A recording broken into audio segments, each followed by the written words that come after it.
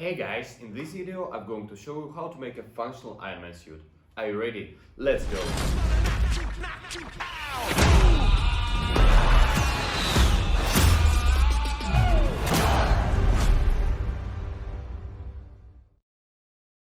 So, to create a working version of the suit, they need to connect the electronics and my body. To do this, they need the inline frame, and later we will attach all the components to it. First of all, we will cut the aluminum strips into pieces, then process them and drill technological holes. We will also install bearings for the elbow joints of the suit.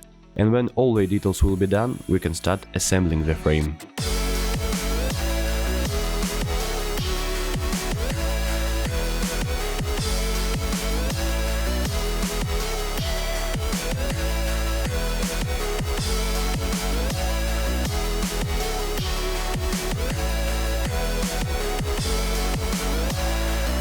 The first step is to provide the suit with electricity. After all, you don't want to be constantly connected to the socket.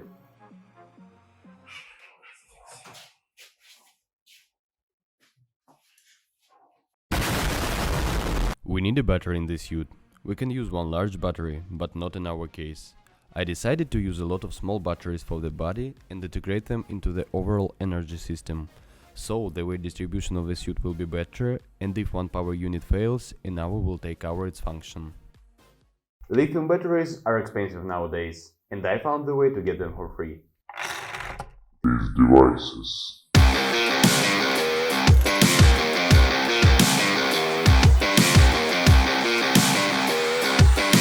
By providing this suit with energy, we can work on the functions. The first thing I would like to add is the automatic attachment of the suit to the body. Since in this part we're making the arm, we will deal with its automation. Servos can be used to open. Let's attach them to the frame of the suit and connect them to the controller.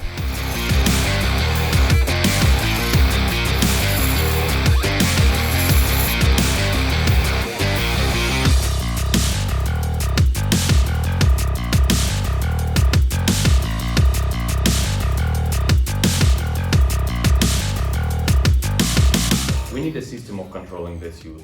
It would be possible to make it from buttons, but it's very boring. We'll make the voice control. But more details about it you will see in the next video. It's also inconvenient to connect the hand to the other parts of the body with wires. Therefore, all data lines will be wireless. The physical connection will only remain on the power line. We'll connect all parts of the suit using 2.4 GHz radio models. So we're ready to check this function. Открыть. Закрыть. Now that the hand opens itself, we can add something unusual, a gas flamethrower. Let's make a small system of raising and lowering the flamethrower nozzle and automatic ignition. For raising and lowering we use the same servo. The nozzle we will make from a brass tube. But with the automatic ignition everything turned out to be difficult. To ignite the gas I use a high voltage module, but it generates a strong electromagnetic field and every time it's turned on, it turns off the hardware of the suit. To solve this problem it was necessary to use shielded wires and also shield the module. Well, the flamethrower is ready, we can start testing.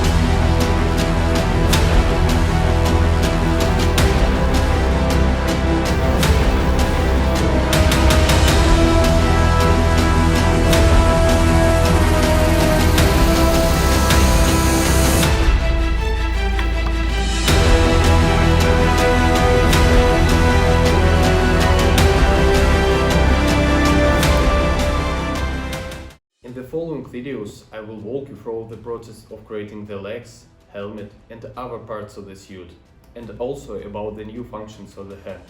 In conclusion, I want to say that I really don't want to copy the Tony Stark suit from Iron Man, but I want to create my own version that will really give a person inhuman abilities. To help me do this, subscribe to the channel and like this video. See you later.